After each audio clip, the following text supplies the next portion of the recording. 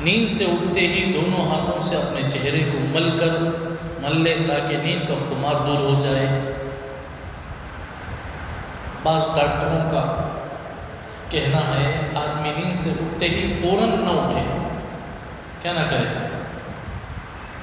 لوگ ہڑبڑا کر اڑ جاتے نہیں، گھبراہٹ میں اڑے، ایسے نہ اٹھے، کبھی اس سے ہارٹ اٹیک ہونے کا امکان زیادہ ہوتا ہے۔ آدمی جلدی سے سڈنلی فوراً نہ اٹھے، نیند سے بیدار ہونے کے بعد بھی کم سے کم 1 منٹ تو بستر پر رہے، تاکہ ہمیں بستر میں ہی کو ہم نہ خود احساس ہو۔ پھر اس کے بعد کپڑے درست کرنے کے بعد بستر سے اٹھے۔ اچانک اڑ جاتے،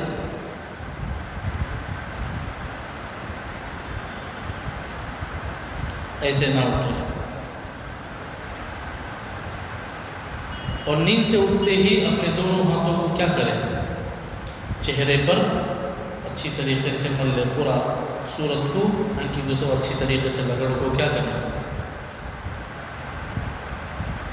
پاکیزہ چہرے کو ملنے کے بعد نیند کا خمار، نیند جو رہتے وہ الحمدللہ اس کے چہرے پر ملنے کی وجہ سے نیند کا خمار ختم ہو جاتا، آسان سے اٹھ کر گئے۔ بعضوں کو نیند میں چلنے کی عادت ہے نہیں، دیکھے ہیں نیند میں چلتے رہتے،